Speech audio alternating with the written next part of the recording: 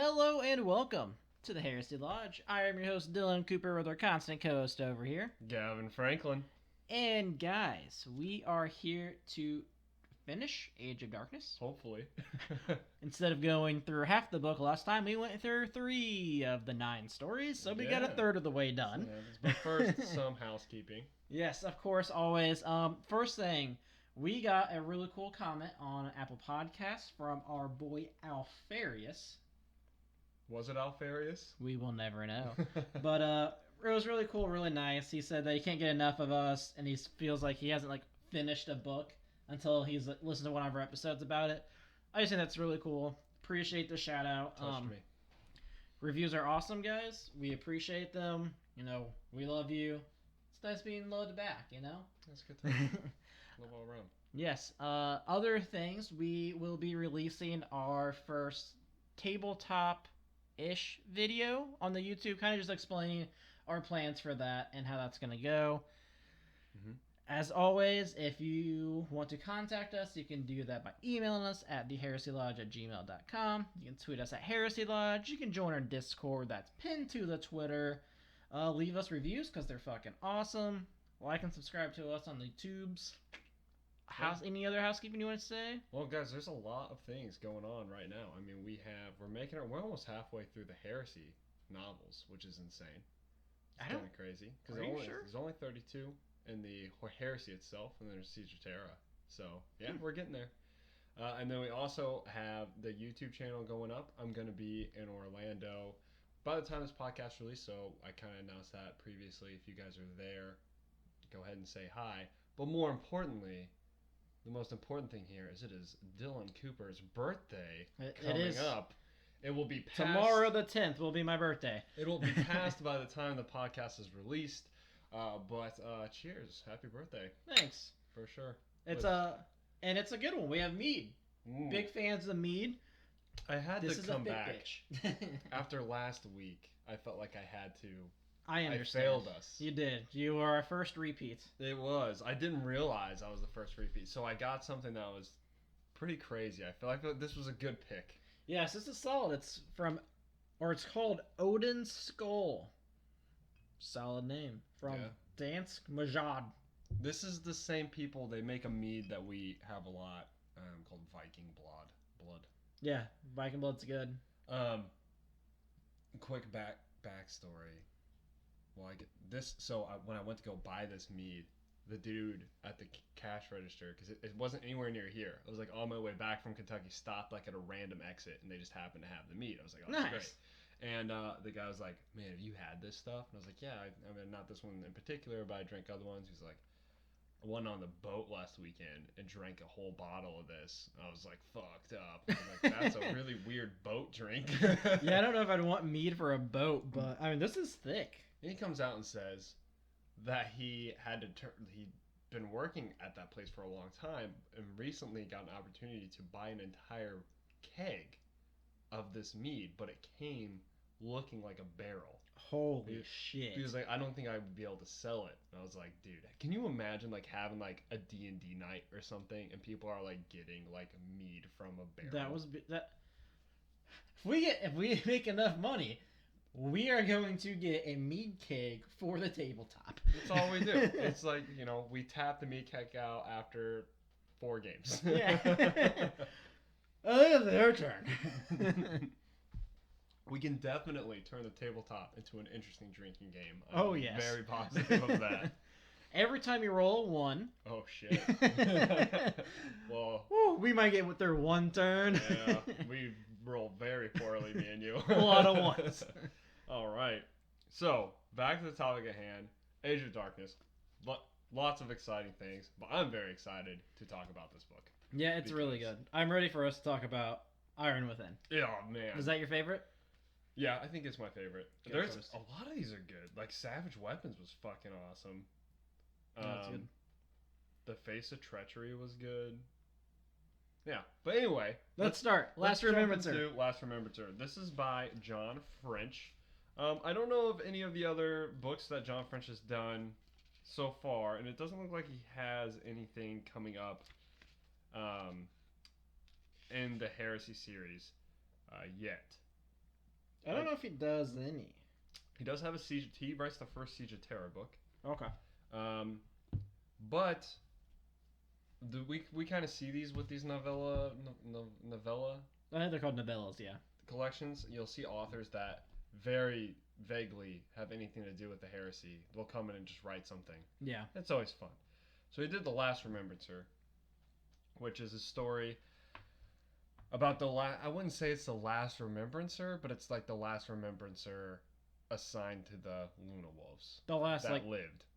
Yeah, I would say the last, like, professional Remembrancer. Right. So we kind of get the idea from a lot of these short stories, because it's brought up periodically that a lot of the Remembrancers were reassigned after the war broke out. Yeah.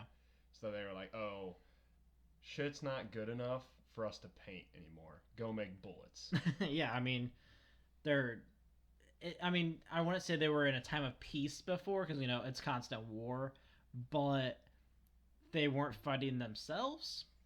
And they were on the verge of winning. Like, they didn't have any... huge threats. Exactly. Like, the orcs. Yeah. That was about it. So, The Last Remembrancer is a story of a Remembrancer who was actually crucial in the creation of the Remembrancer Order. And he was assigned to the Luna Wolves, previously known as Luna Wolves, now Sons of Horus. And his story is kind of fucking crazy. Every time I hear Remembrancers with the Sons of Horus, I know I'm in for like some weird, like, savage shit for no reason. Yeah, pretty much. Ever since Horus slaughtered everybody, I was like, this is gonna be like a very horrible story.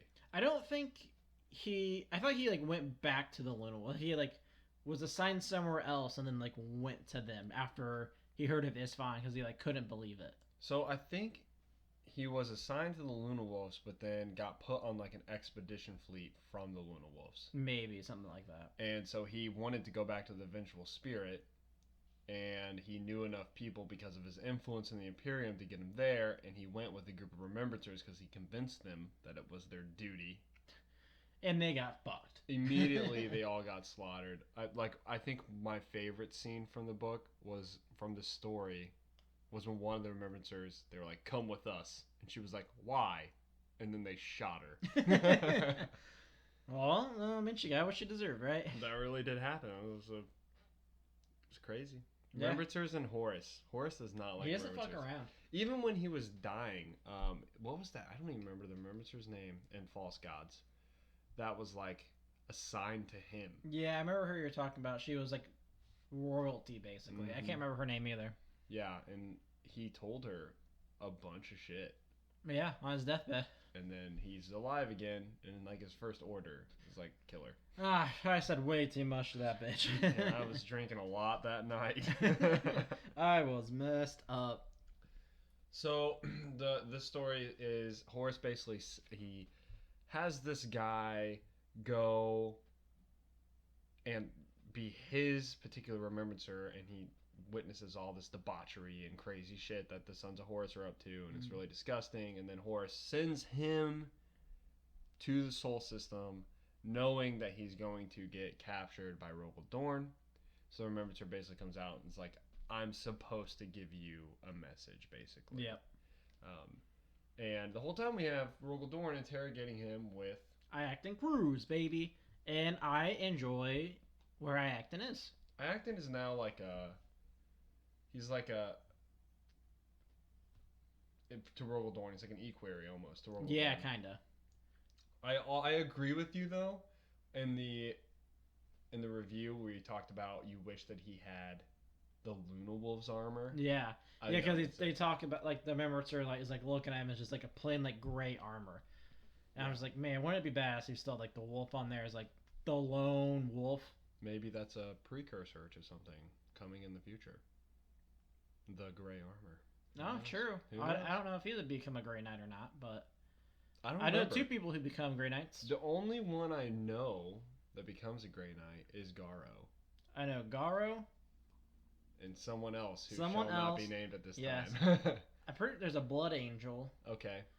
And I'm pretty sure there might actually be like one of like the Traitor Legions, like one of them. Well, there's really cool shit in this book about that. Yeah. That I'm kind of pumped for. So we can come back to the Trade of Legions. I'm very excited Yes. about that talk. So we have Garo and basically interrogating this guy. Garo's essentially not Garo. I act in Cruz. Cruz is essentially trying to tell Rogal Dorn that like, hey, be cautious. He's super corrupted, which means like he's just inherently evil. And Rogal Dorn is making sense to me. Where he's like, why? Like maybe he's just saying shit. Yeah. You know. That and like Rogal Dorn like knew him before. Mm-hmm. So he had kind of And I think the thing that was interesting is the Remembrancer comes back, and he's like, all he was trying to say, the message he was giving, it wasn't a message Horus asked him to give. It was all just the Remembrancer's like views. Yeah. The Remembrancer said like, hey, the Imperium's fucked. Pretty much. And he writes the whole book. Mm-hmm. And he's like, if you want to know, read my book. I'd love to read that book. But yeah, the Imperium is fucked, and the reason he says it's not because of Horus. I mean, Horus was a catalyst, but like it's because of Rogal Dorn. Yeah. And we see the struggle in the next book too, with Rogal Dorn like having to sacrifice honorable things in order to win the war. Yeah. We saw that in Nemesis. That was a pretty big one. We saw it with the Custodians and the previous novella. What's the previous novella series? Oh, Tales of Heresy? Tales of Heresy. Saw him in Tales of Heresy do that. And then here, we see it again, where basically the person's saying that like all of the things that we fought for, everything that we're trying to make happen, the openness, the secularism, all of the amazing things of the Imperium, you stopped in order to beat Horus, which means there is no winner. Yeah. And it was a good point. And I think Rogal Dorn specifically is the Primarch struggling with it. And what I find hilarious about Rogal Dorn is I think Rogal's having to do all this because his brothers just won't fucking listen to him. God damn it, guys. Like, he has great plans, and it's all going to work out. They just listen to Rogal Dorn, but they never fucking do. Nah. And he's at Terra, and he can't leave, and he's, like, ripping his fucking hair out. What little hair he has left. Won't you guys... Ferrus Manus, why are you just jumping in the battle? God damn it. Why the fuck did Leman Russ kill Magnus? That was not what I asked him to do. So yeah, Rogal Dorn's very upset. He agrees because you have Acton Cruz. He's there and he's like, well, you don't believe him, do you? And Rogal Dorn was like, well, what he said was true. Yeah. There's no believing him or not believing him. It's a real thing. Yeah. So what's interesting is I think Dorn is the character above all the other characters he's realized what the Imperium's going to become already. I really like too, like how in the story, like they are talking to the Remembrancer, and like the Remembrancer's telling him, like, I think I know why Horus sent me back here. And he's like, and it's because I'm here to show you that the old way is dead. Mm-hmm. And that like that's what like put like Rogal Dorn like over the edge. Yeah. And there's a lot of symbolism at the end of the story because I think Rogal Dorn's execution of the Remembrancer is Rogal Dorn symbolically killing the old ways. Yeah. Yeah. And he knows that he has to do that. Yeah, because I mean they're gonna die if they don't. Horus is too smart. There's so many because Rogal Dorn's mentality is like defense. Like, how can I make everything impenetrable? And he knows that the old ways provided a lot of weakness for things like that. Again, he knows that like playing the spy game is going to cause more problems. Yeah. Like it's a chink in his armor. You know, he just wants to like, you know what the best defense is? Big fucking guns. We want big guns. We want big walls. What about the Remembrancers? Make them make bullets. This is all we gotta do, guys. Exactly, but it sucks. It's like that's how he was created. The fact that he is friends with this Remembrancer in a past life, though, it shows you that like he loves those things. Like he is one of the Primarchs that finds joy in art. Yeah, he finds joy in humanity living like humanity should. But when the rubber hits the road, it's I have to eliminate those things in order to win. Especially at this point in time, Rogal Dorn has failed to pretty much make contact or receive aid from any of the other legions. Yeah, he's been just getting dicked on. He sends people to Mars, and they don't really accomplish much other than getting one guy out. Yeah. He, like, and that's in their solar system. Mars is an open rebellion. Yeah, and that's down the road, basically. Yeah, that was like their allies. He was like, dude, we let you keep her religion and shit. You're gonna like rebel? So he's got that in his backyard.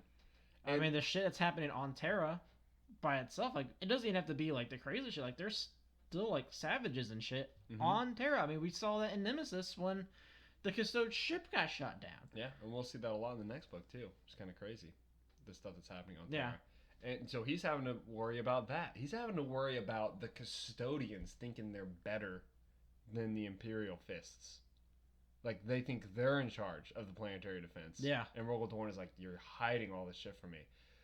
And at the same time, I don't think Rogal Dorn has been successful in talking to a lot of his brothers. No. Maybe Gilliman. But Gilliman's stuck. Yeah, I mean, he has to defend Ultramar. Yeah, like... Which is about to get fucked up. I know, exactly. I know we don't, like, he hasn't been able to reach the Khan. We haven't heard anything from Sanguinius. We know for a fact from this book he hasn't been able to reach the Lion. Yeah. So, like, and fucking Lehman Russ is out doing his own goddamn thing. And Vulcan's dead. Corvus Corax is missing. Yeah. So Rogal Dorn's like, fuck, like, what Even am if I doing? Corvus Corax comes back, he has like 3 fucking Astartes. Yeah, exactly. He knows that the situation is fucked, and I feel for Rogal Dorn. Rogal Dorn is the prime. He's like the one guy, like he's just like ripping out his hair, like, damn it, guys. That's why I said in the beginning, like, I view Rogal Dorn as like the older brother. Yeah. Like, he's the oldest one, because he's just sitting there like, my fucking siblings will not stop fighting, and I'm the one that has to explain to the parents what's going on. Yep. Like, I'm gonna get yelled at because I'm supposed to be watching you guys. Yep. That's what I think's going on. But overall, it was a cool story. It was very short.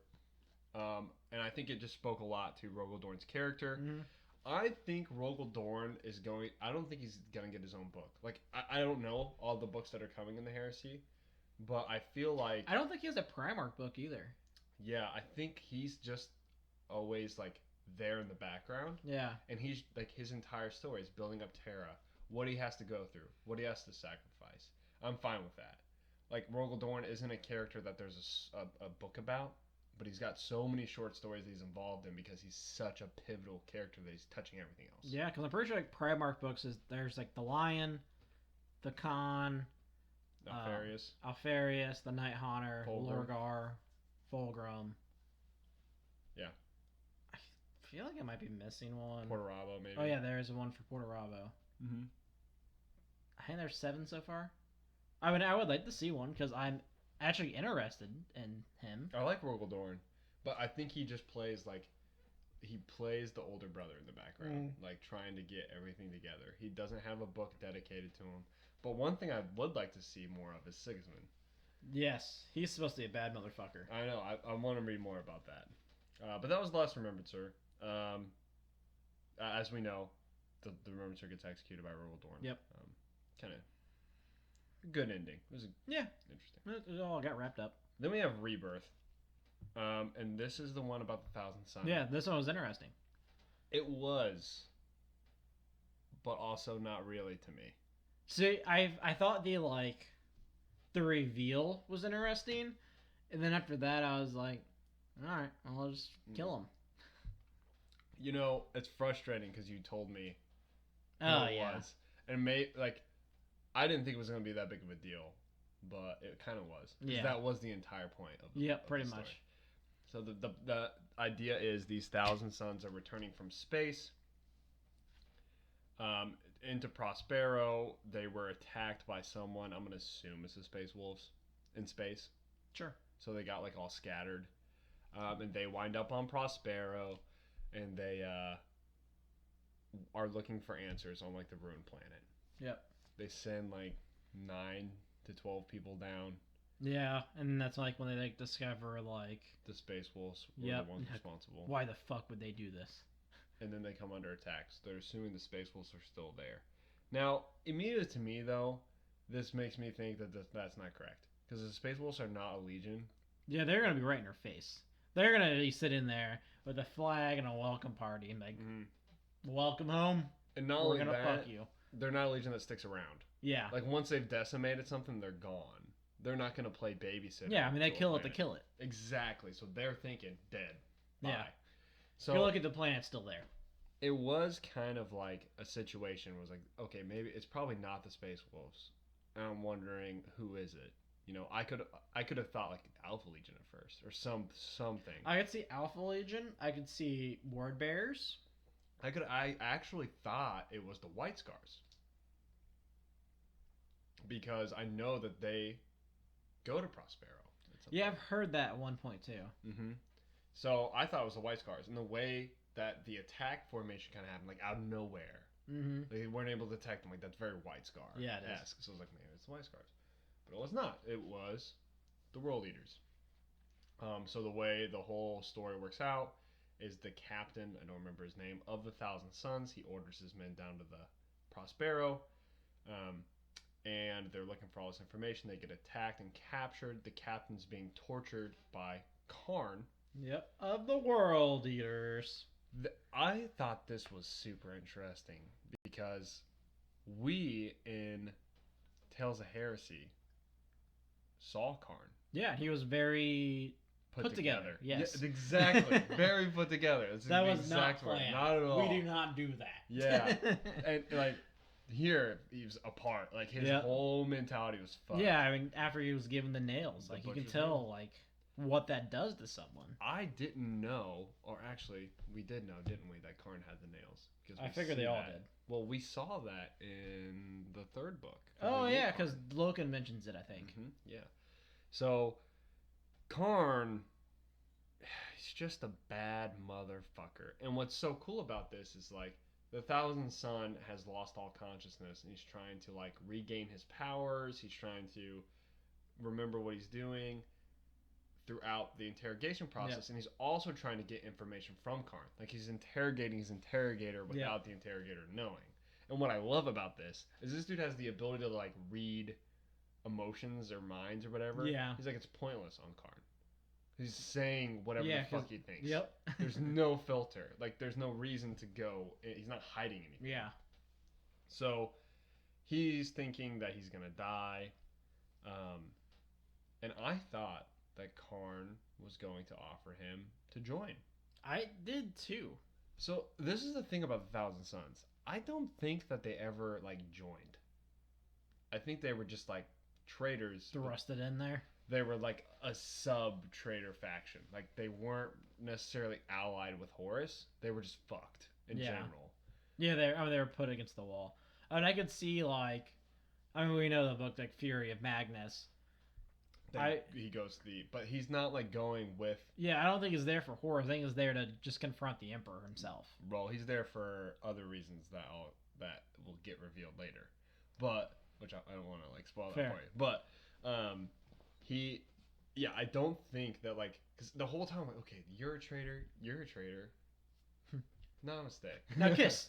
Yeah, no, I literally think that they never ally with Horus. Yeah. And we see the way chaos works, obviously, is like these traitor legions are eventually going to hate each other anyway. Yeah. Chaos is chaos, especially if they align themselves with certain gods. Yeah. The gods are constantly at war.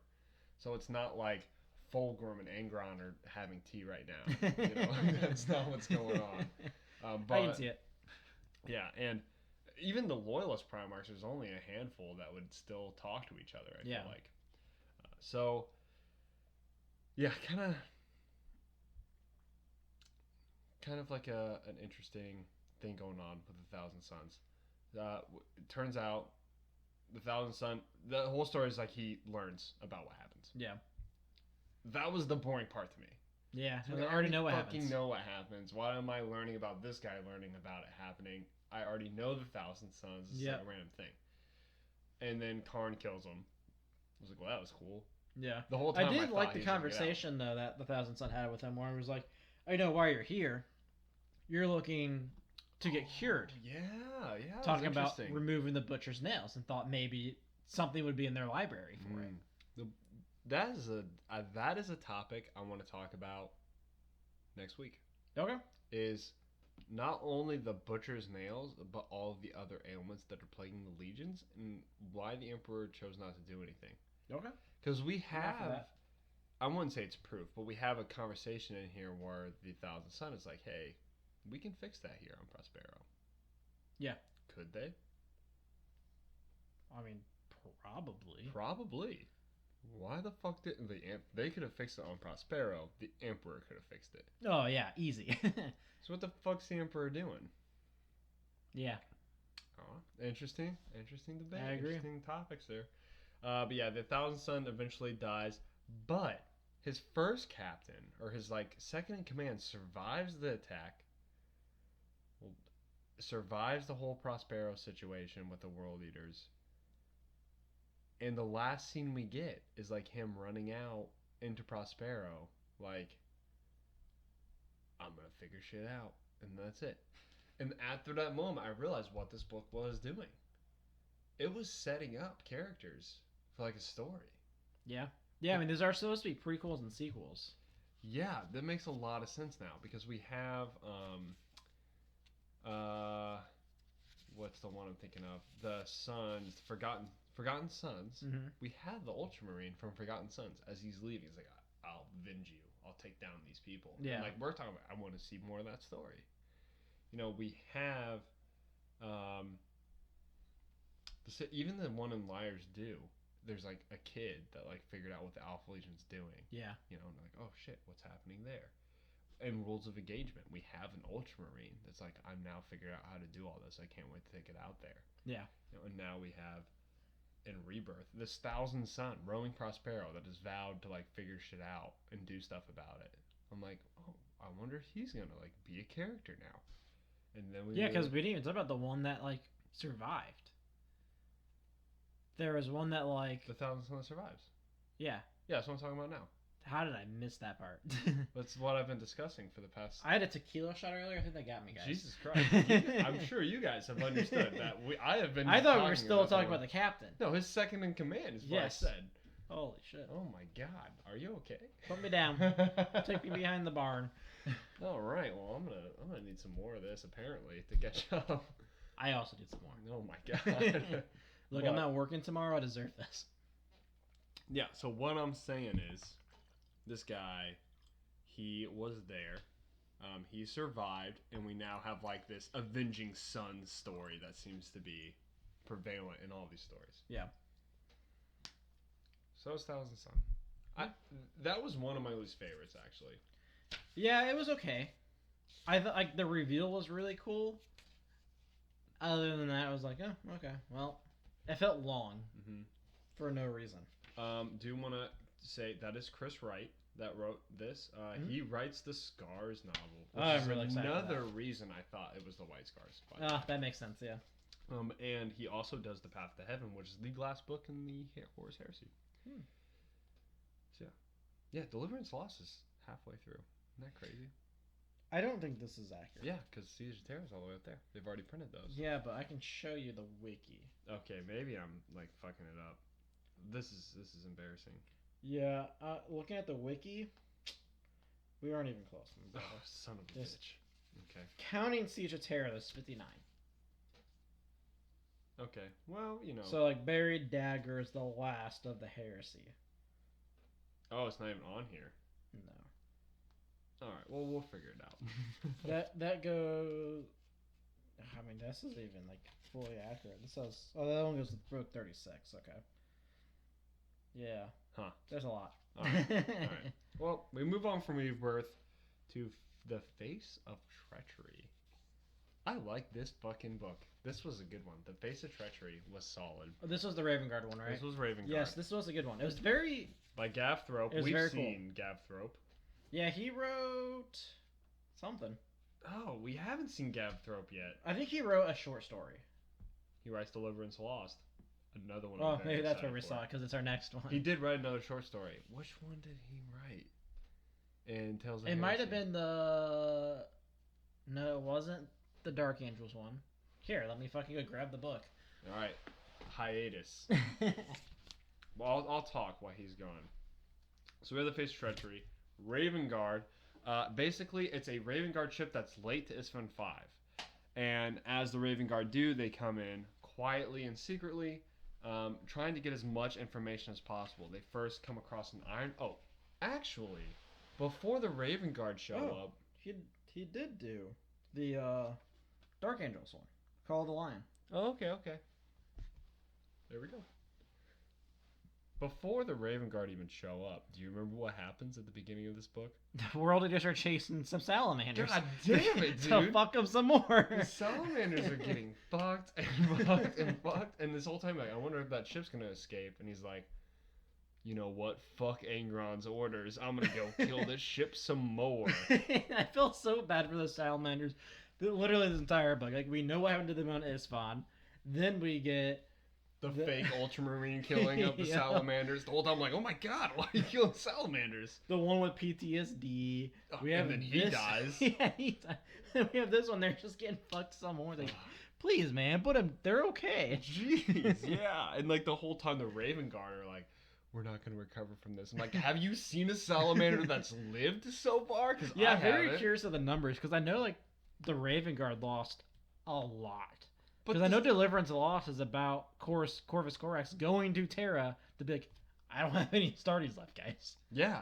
And I'm wondering, like, what the fuck is Vulcan doing? Well, Vulcan just climbed out of the earth. Vulcan's dead. Psst, Vulcan's dead, guys. Remember, he got blown up. Yes, big boomed. Okay. So this one, we get the salamanders getting fucked really hard again, but we also get the fact that it's by a World Eater ship. So this is like a World Eaters Raven Guard story. Mm-hmm. But the World Eaters has a Sons of Horus.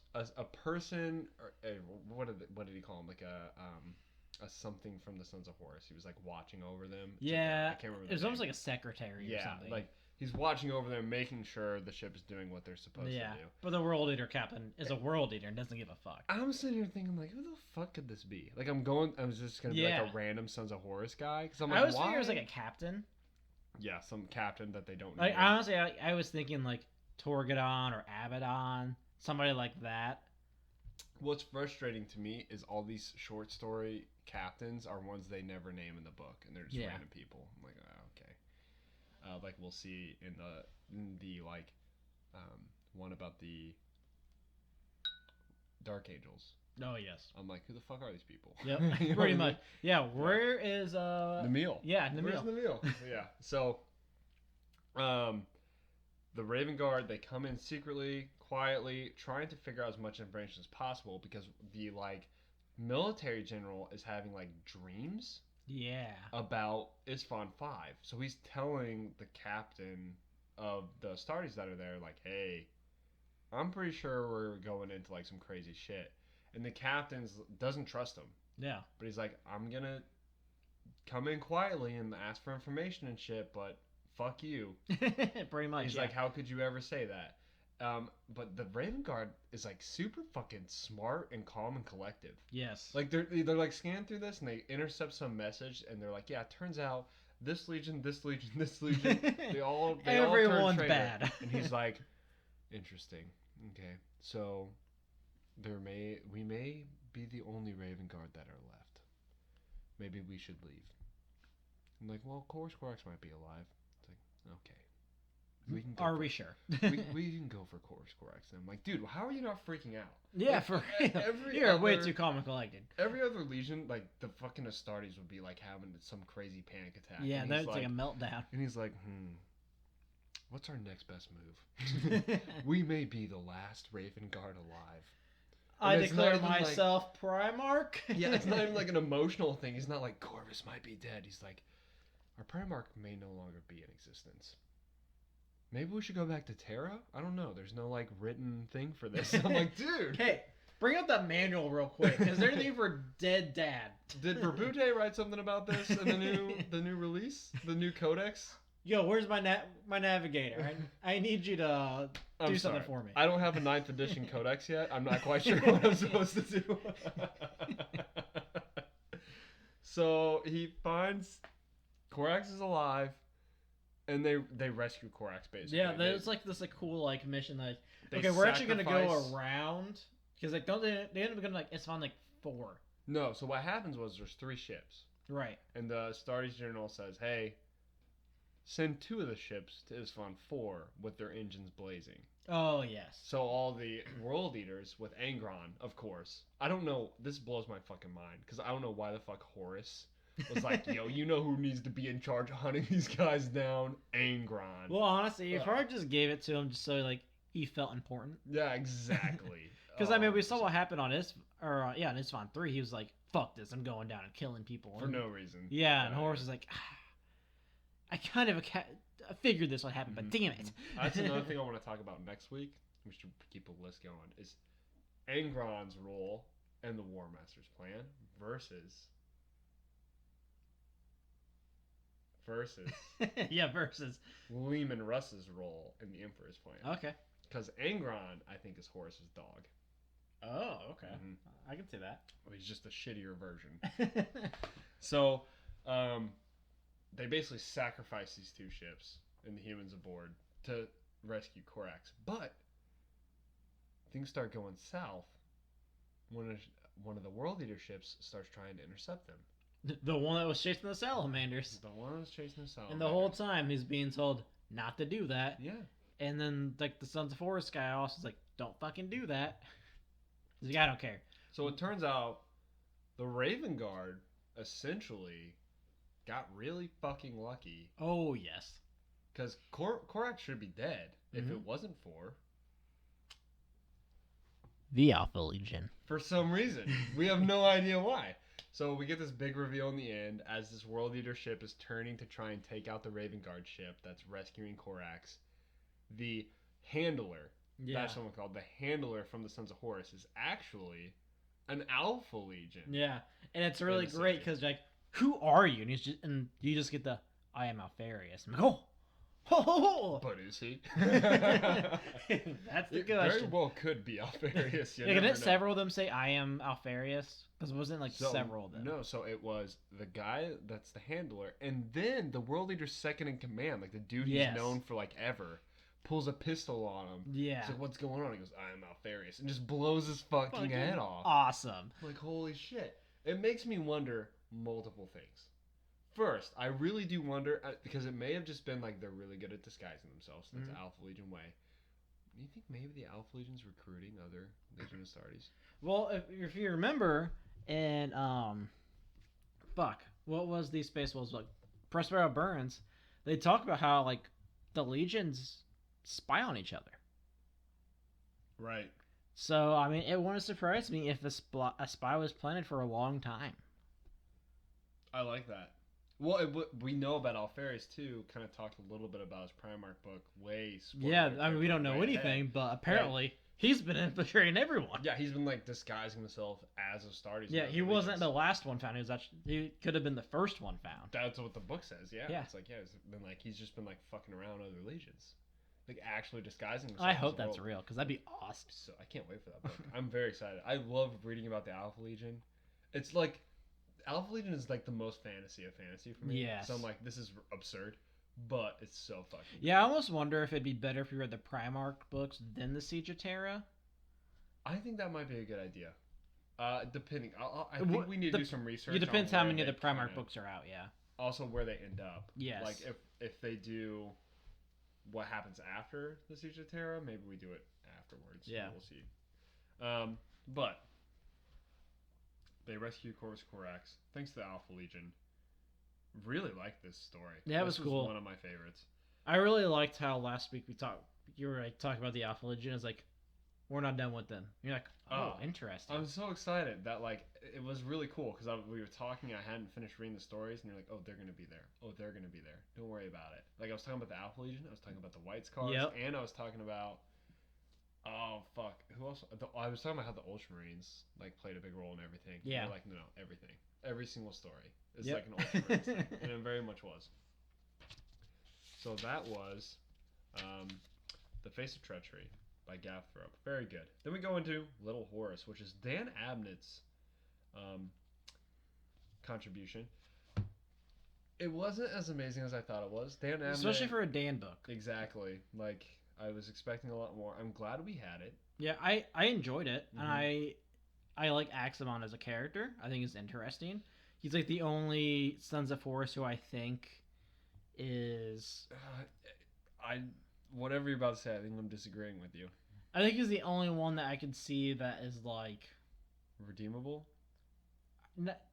Redeemable and like human, I guess, as far as his emotions. I agreed until this short story. So I think what happened was the writers had a plan for Axeman.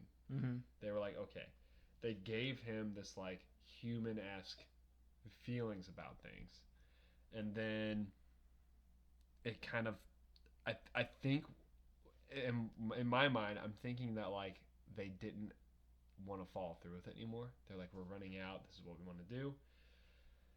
And they wrote the short story basically making Axeman evil from now on. Interesting. So like the end of the book, you know, it talks about how like, oh, he was this way before this happened. So it kind of like, this is Axeman's backstory to becoming like full swing evil. So instead of having a redemption arc possible for him, I think it was like, no, this is why he's like becoming evil and he gave up on all that.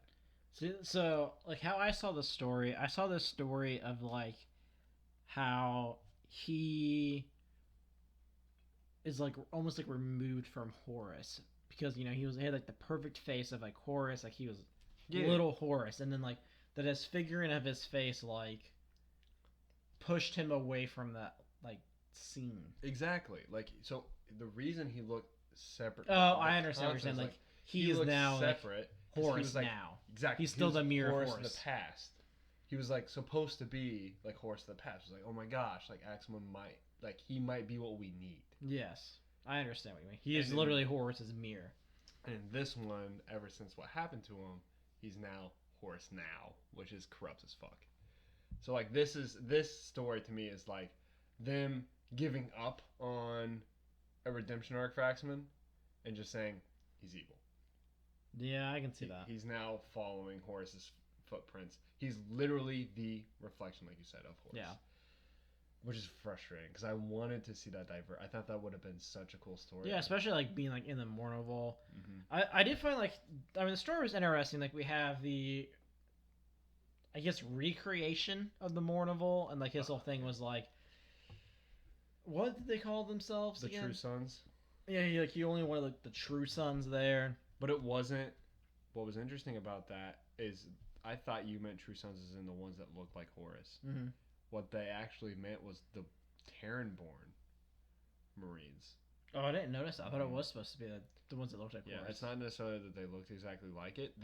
He didn't want any of the like Colossian. And he didn't know that. That's the conversation him and Horus had. Yeah. So the one thing that was frustrating me about this story, it like irked me the whole time, is like they kept mentioning names from the Sons of Horus. It's like, I feel like I should know that person. Yeah, there was like one person like I actually like, I was like, oh yeah, that person. But other than that, like I don't remember. I'm pretty sure all of their names were mentioned in the first 3 books, and it was bugging me because I'm like, who the fuck is this? Who the fuck is this? Yeah, that sounds so familiar. Yeah, it was frustrating, but so basically what happened? Other than Abaddon, of course. Yeah, Abaddon, he's there. We know who Abaddon is. That's another thing I think we should do is like not only which Primarch will win in a fight. Yeah, like Lev Goshen. Yeah. Like I feel like he's a captain. Surely he was mentioned. Yeah. He sounds familiar. He sounds vaguely familiar. You're right. I feel like the 2 people that he mentioned for the Mournival too also sounded familiar. Exactly. Like Targo sounds like I remember his name. Yes.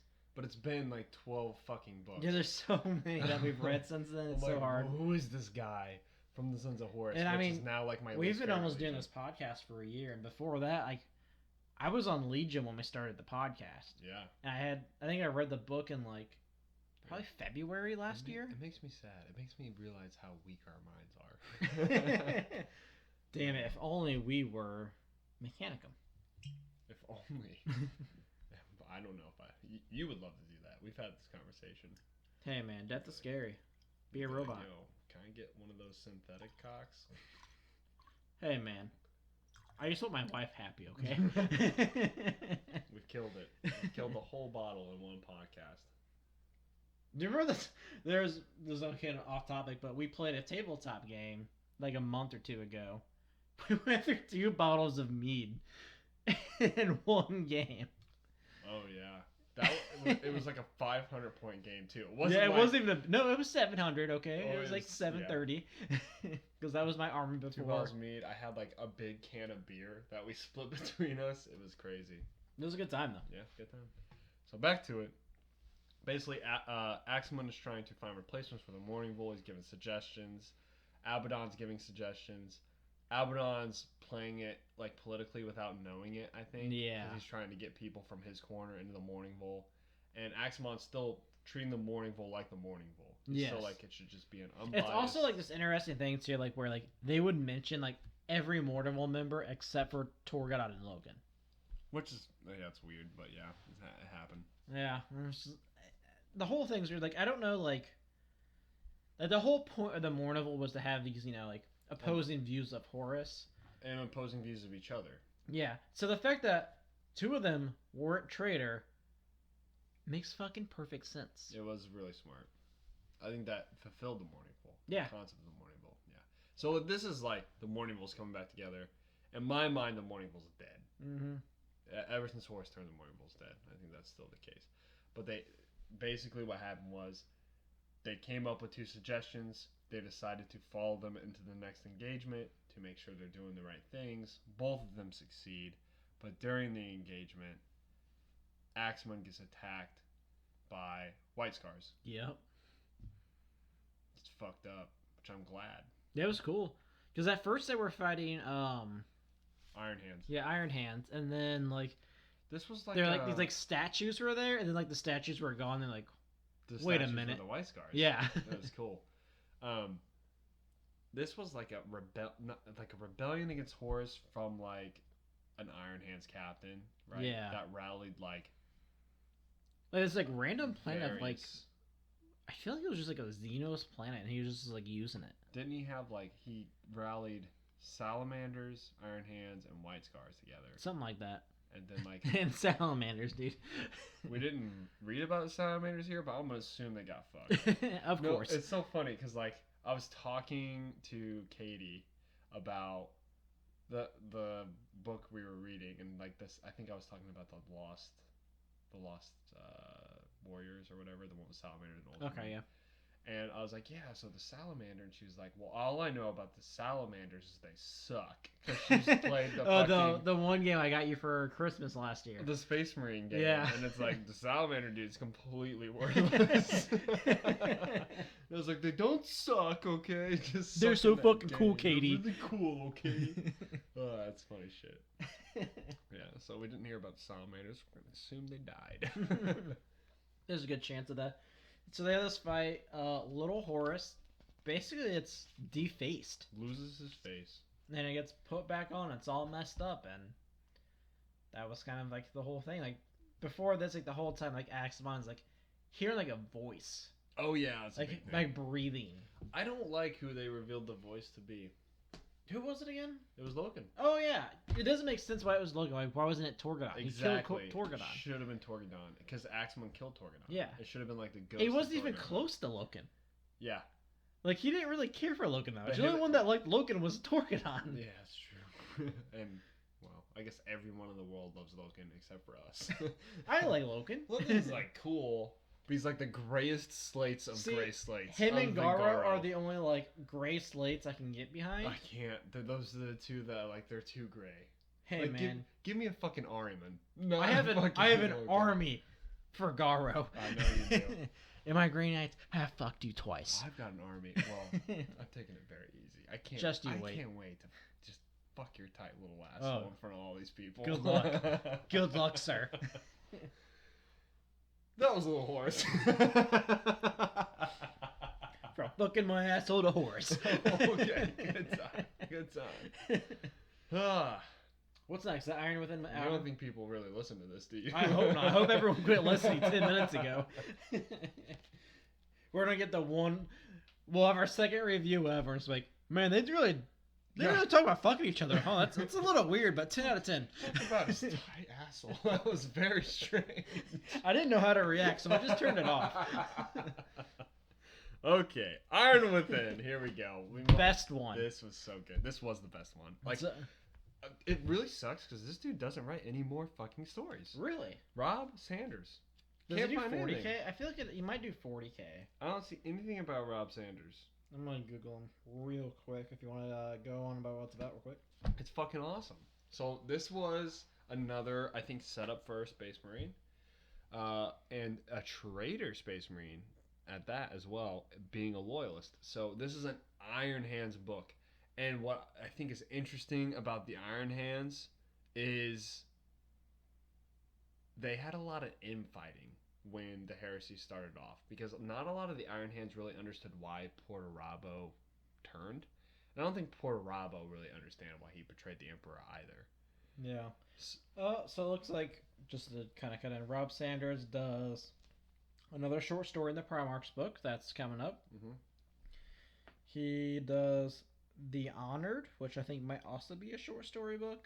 And then several 40K books. Son of Hydra, The Beast Arises, Volume 1 and 2, Shadow of Olenor, that sounds interesting. Mm-hmm. Redemption Corps, Legion of the Damned, Atlas Internal, Predator Prey. Legion of the Damned is a big one. And Adeptus Mechanicus. Legion of the Damned is supposed to be like a legion that was formed by the dead people of like Isfahan. Interesting. Led by Ferrus Manus. Interesting. Mm-hmm. So, in the warp, because they're all dead. Makes sense. Yeah. So back to Iron Within. Yes. Oh my god. Really cool. So I talked about this in the preview. This is the one where It is my the favorite. Iron Warriors come to a planet where it was being held by a former Iron Warriors captain. Mm-hmm. And the Iron Warriors captain's like, yeah, fuck you. I'm not joining Horus. I'm with the Emperor. Dude, this was such a good. It was straight and to the point, and it was interesting the whole time. Like, I literally didn't want to put it down. I was like, this is so fucking cool. I'm like flipping through it. They did like, the book was like a montage. Yeah. It was fucking awesome. It was really cool. So We have like the Dreadnought come in. I'm like, oh my gosh, it's so good. and like they took the Dreadnought out of the like it was so Yeah. fucking cool.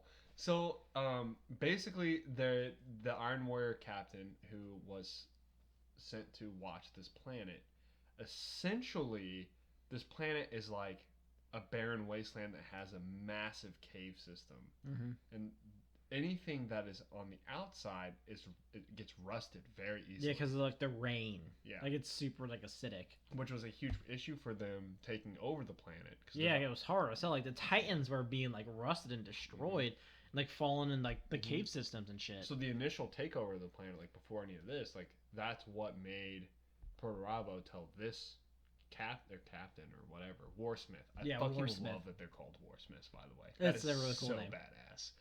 Fucking Warsmith. Okay. I don't want to Good fuck for with you. So he gets stationed there because Portorabo apparently sees him as a failure. Well, I love that fucking line during that time where they're like, yeah, Portorabo sees him as a failure. And he's like, then why are you here to get me? Yeah. The conversation between him and the dude was like fucking amazing. I'm like, dude. Yeah, because it was a guy he trained. It was so good. It was so. I want to get to that because there's a lot of discussion there.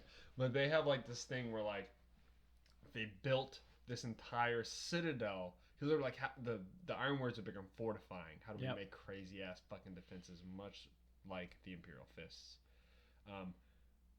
And this dude decided that the best way to do it was in the caves. And it's like upside down. Off of this big ass stalactite, one of the two. And he built this giant fortress in there, hanging over this like fucking lake of like fire, basically. Lava, basically, yeah. So he makes his fortress. He makes it impenetrable as fuck. And then he's got like 30 Astartes. Yeah, and he also has like these like genetically like mutated people off of him. They are they're called Ogren. Yes. They're in the tabletop. Really? So if you play Imperial Guard, you can play the Ogren. Interesting. They're really cool. They're fucking stupid, but it's really cool to see because they're huge. They are bigger than Astartes. Yeah, but they have like no mental capacity or anything like that. Interesting. Yeah, because they were like built off his DNA, right? I'm not mistaken. I think it's built off Porabos. Interesting. Some weird shit like that, but yeah. But essentially, I'd like to see more of that shit. I want a better explanation. That was kind of cool. But essentially, what happens is after Isman 5, another Iron Warriors. What does he call it? It's like a. It's not a fleet. It's like a. It's something, right? You know what I'm saying? Yeah. He has like a huge amount of Iron Warriors under his like command. Yeah. I don't remember what it's called. Yeah, it's a division or whatever. It's like a huge amount of Iron Warriors under his command, and he comes and meets this captain, the person in charge of the defenses, and he's like, "Oh hey, you've been released." And this captain's like, "Oh really? Have I? I've heard some fucking rumors that Portarabo betrayed the Emperor." And he's like, "Listen to this dude." And it was like the dude came out with some like lowly, like old man type of deal who's sick. Yeah, he was coughing. Yeah, it was really weird. And he was like, "Yeah, I heard that so and so betrayed so and so or whatever." And the Iron, like this, it was such a good Iron Warrior book. It was so good because the Iron Warrior that was trying to convince him to leave was like, "All right, cut the shit. This is fucking stupid. Yeah, Porrabo betrayed the Emperor. Are you gonna fucking come with Porrabo or no?" Yeah, straight up what he said. And the guy was like, "No, fuck you. I'm like loyal to the Emperor." And then the Sons of Horus cut in, and he's like, he went this long-winded thing, and he was like, "You believe that this wada wada yada yada." And then another Iron Warrior cut in and was like, it just said, he completely ignored. He was like, he went up to the person that was trying to change him. He's like, "Listen, this is stupid. Are you gonna join us or are you gonna stay with Porrabo?" He was like, "I'm gonna stay with Porrabo." They're like, "All right." And then they called the Dread on it. Like, what? It was amazing. Yeah, he's like already like in the room, like he was just like sitting there. It was such an Iron Warrior thing. Like the whole thing was like blunt to the fucking point. Like, fuck this. Like the Ultramarines fucking telling this crazy story. The Sons of Horus who's telling this crazy story. The Iron Warriors speaking sentences and like shit gets done. Yep. And it comes out, no, we're actually gonna be against you. Oh, okay. Bring in the Dreadnought. Pretty much, it's like his like best friend basically, just like in the corner, just like wakes up as his dreadnought, just boom, boom, boom, boom, boom, boom, boom, starts blowing away the Iron Warriors, and the only two people that escape are the Iron Warrior in charge and the Sons of Horus dude. And like the dude was like, "I let them escape because why the fuck? Like, who? Yeah, like, like, I'm gonna fuck them anyway." Yeah. And they turn around, it's like, "I'm gonna take this thing in a day." And he's like, "Okay, good luck." So the story fast forwards to a year. Yeah. An entire year. So it talks about, it's like a montage of like all the shit that's happening. The Titans get on the planet, they start falling apart, they fall through these holes.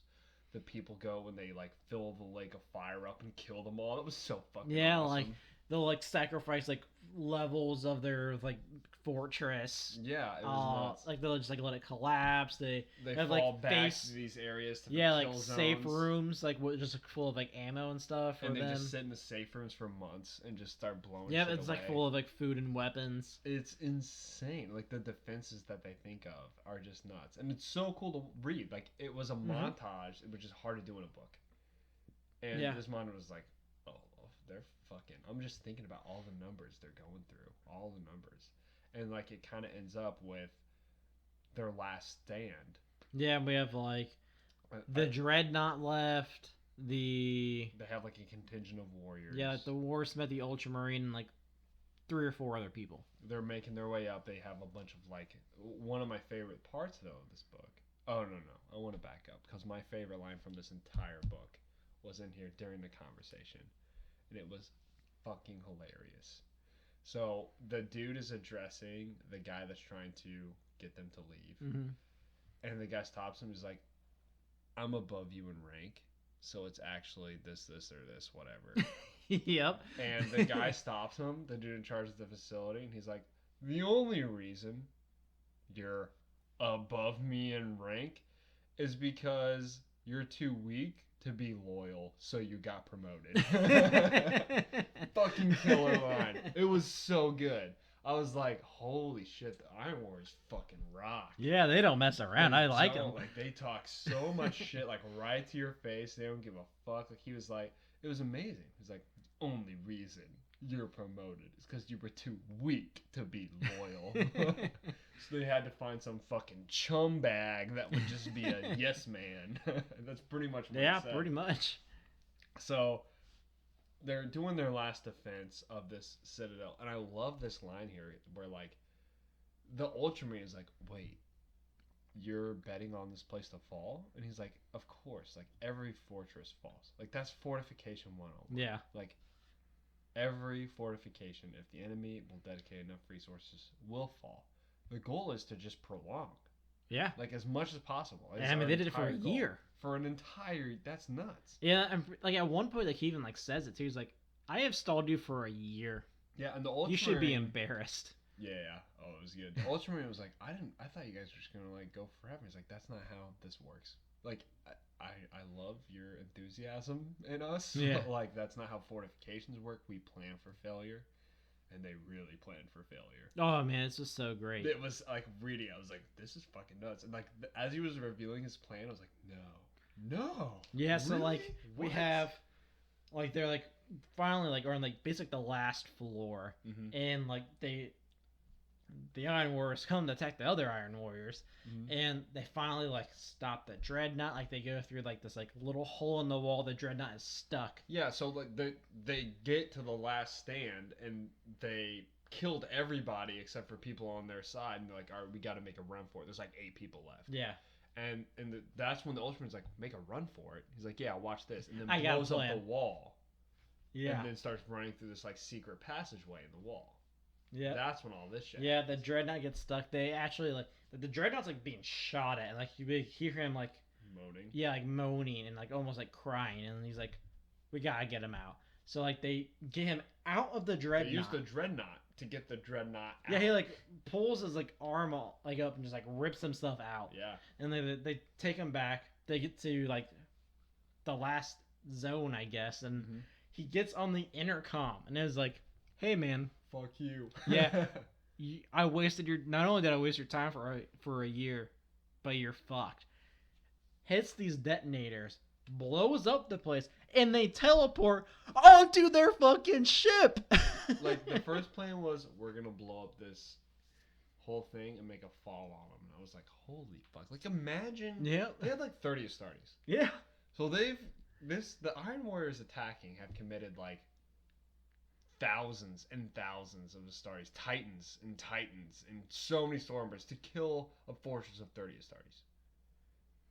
And then at the very last stand, they have this insane War Titan, thousands more Astartes, and it fucking collapses on them.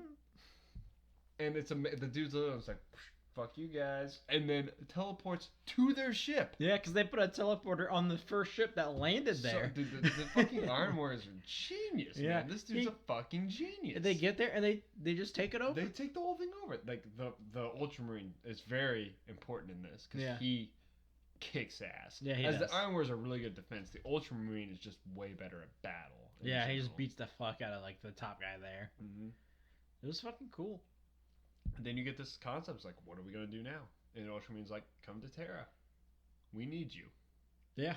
And the guy's like, can you really trust me? I'm part of a rebellious thing. And the Ultramarine's like, I think we can trust you. Well, the one thing, too, is, like, he got sent there, like, by Gilliman. Yeah. And his, like, the thing was, like, why did Gilliman send you or whatever? He's like, well, Gilliman sent me because of your weakness. Well, he said, Horus leaned on Portarabo's... Yeah, Portarabo's weakness which is your weakness, and Gilliman wants to use that as his pride or something? Yeah, something like that. Yeah, something like his pride. Yeah, something like that. It's like, Horus leaned on that in Portarabo, Gilliman's leaning on you, and this character was fucking cool. He was badass, and he was, like, sick, like, the entire time. No idea why, but he's just sick. He's sick because the planet he was on, he was old. That's why I imagine he's, like, black lung. Yeah.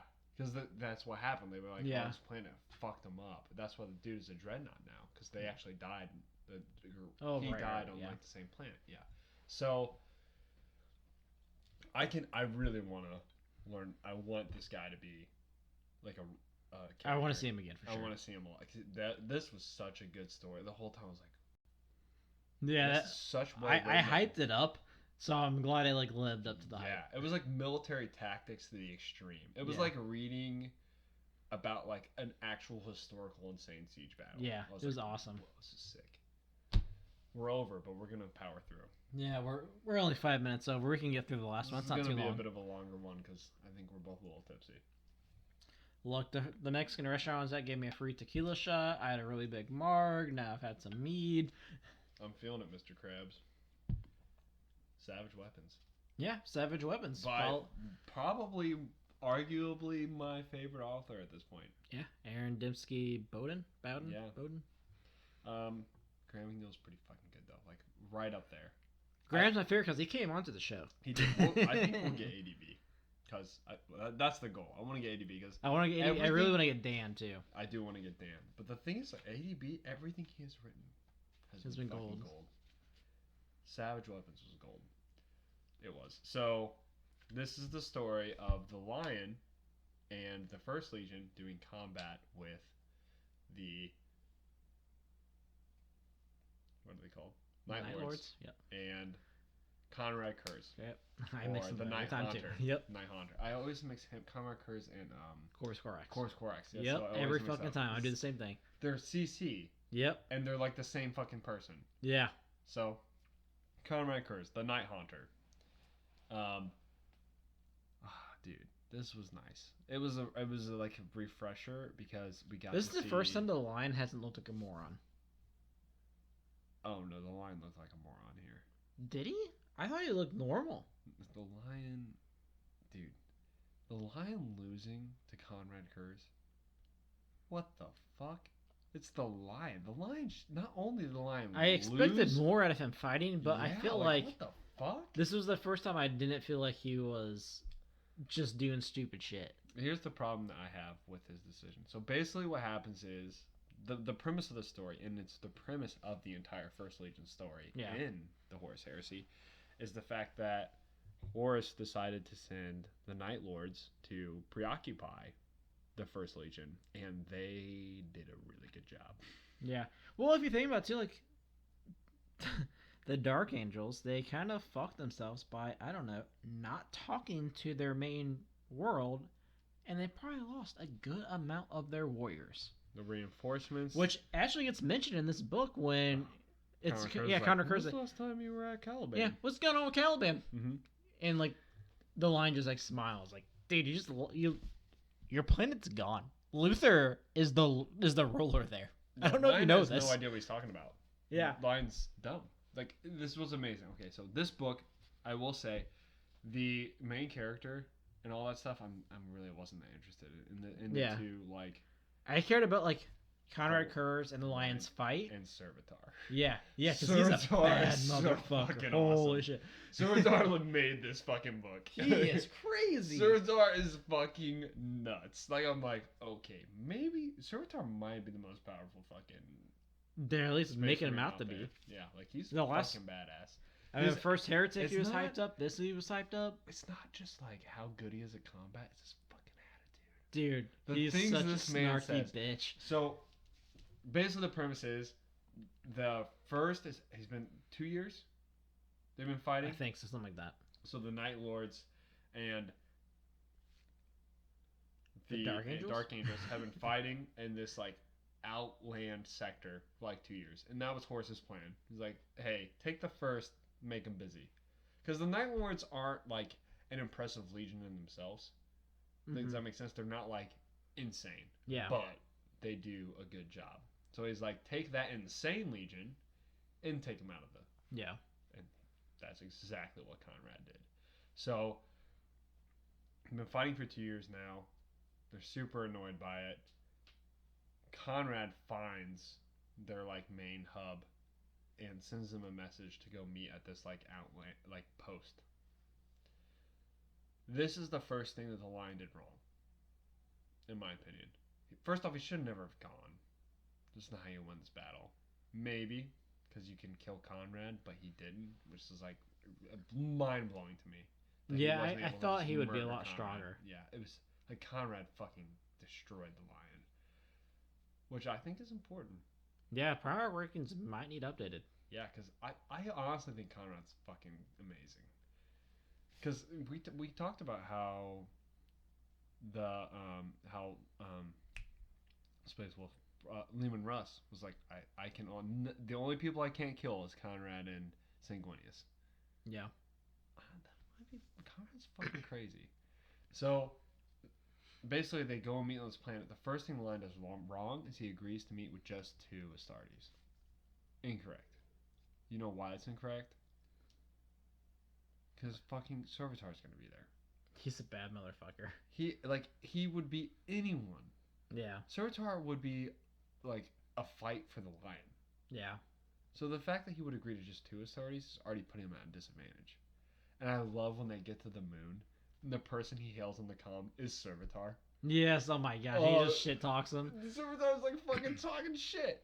And he's like, what if I just bombard this site? And Servitor's like, yeah, go ahead. Like, whatever you want to do, just let me know whenever you're done. And I can tell my Primarch that he's good to go now. And you won't be fucking weird about it.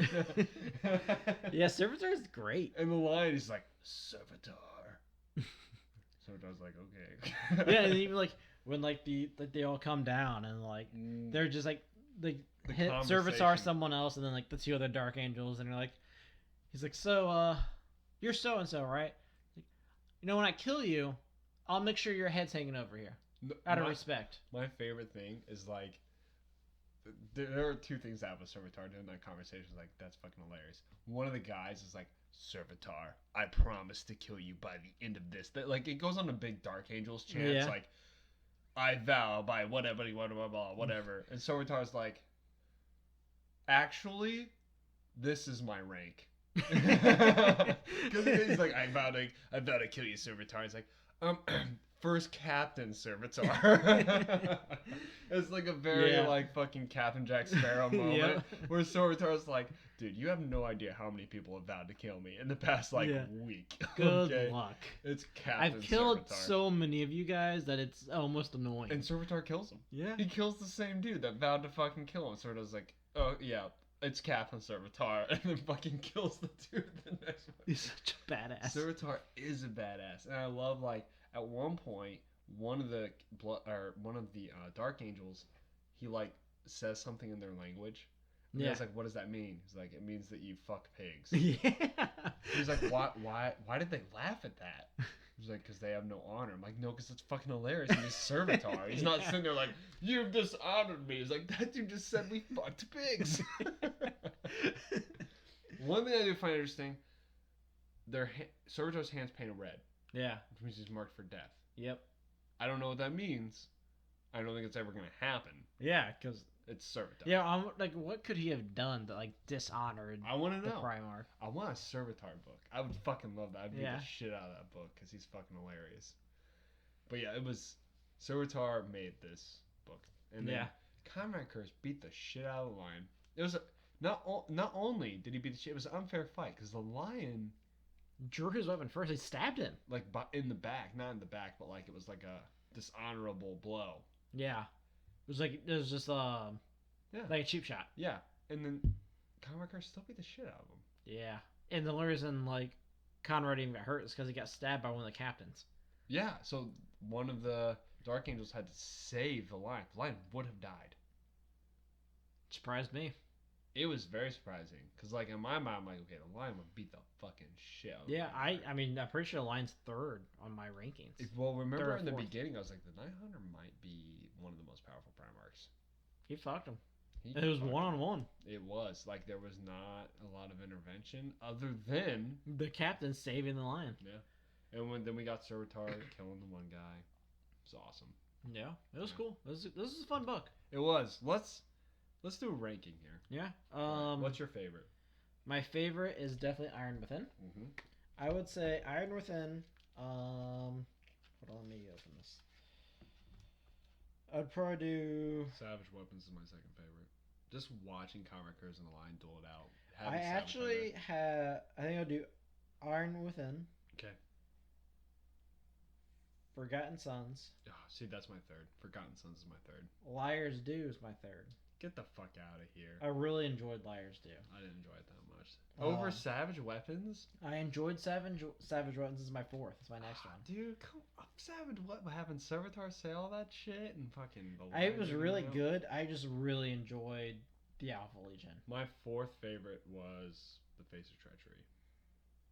So it was Iron Within, Savage Weapons, Forgotten Sons, Face of Treachery. Yeah, I'd do Face of Treachery next. Then I would do Rebirth, Last Remembered Sir, Little Horus, Rules of Engagement. Which is weird to say, like, rules, like, a Graham McNeil would be my last one, but... None of these were bad. Yeah, they weren't bad. It was just, I think, the one I was the least interested in, because I don't care about the Ultramarines. Yeah. And, like, honestly, I'd put, like, Rules of Engagement and Little Horse, like, almost like the same tier, whereas, like, they were both interesting, but, like, I didn't care that much. Alright, here's mine. Here it goes. Iron Within, of fucking course. Savage Weapons. Forgotten Sons. Face of Treachery. Liar's Due. Rules of Engagement. Rebirth, Little Horus. Little Horus is my least favorite. What'd you, so personal ranking and importance of heresy. You know what? If all of the ends go somewhere, this is pretty important. Yeah, I agree. I'd give it a 7. Yeah, I can do that.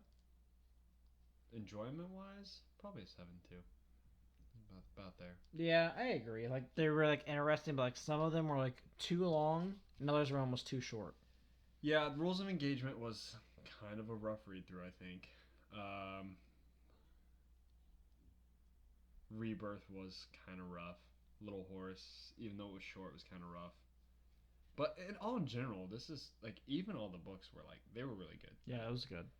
There was not a single book I was disappointed in. Yeah, it wasn't, like what tells the Heresy, like, I really did not care for the Sisters of Silence one. Didn't have any of those. Yeah, like, this whole time, like, I was interested in most of them. Like, my least favorite was Little Horus. I enjoyed it. Yeah. Yeah. It's hard to rank, but, like, the thing is about this book is, like, it's less about what's bad and more about what blows you away. Yeah. And the Iron Within, Savage Weapons, Forgotten Iron Within Sons. was so fucking good. Iron Within it really was. Like, it was... I wouldn't say... It's not as good as The Last Church. No, but it's so different, right? Like, Yeah. The Last Church is, like a philosophical view. It's like a play. And this is just, like... It's just a cool-ass battle. Yeah. Very well Like, this is like battle. an action movie. This might be my favorite battle ever written in any of the books, though. Yes, I agree with that. But just because it was just, like, so focused on that. Like, I didn't... Like, the characters didn't matter. There was a moment, like, them blowing up the ceiling. I was like, holy fuck, that's so cool. Yeah. I didn't have that in Prospero. Yeah, I would say, like, the closest one was the fight for Prospero Burns. I think Isfanther is a little bit better than Prospero. You think so? I don't know. Something about, like, the bodies falling down from, like, the ship and, like, hitting, like the roofs and shit and, like, knocking people down. Like, that was such a cool scene. I mean, Isfahan 3 was very cool, too. Mm-hmm. But I think this just, like, the setting. Favorite. This was my favorite. Like, yeah, I enjoyed, like, the setting of the fight. The Iron Warriors of, like, defense. What are the attacks? And, like, this was what they did differently in this battle compared to the others. This battle was a montage. Yeah, it was cool. That was way cooler when they did that kind of thing instead of making the battle an hour-long read. Yeah. It's nuts.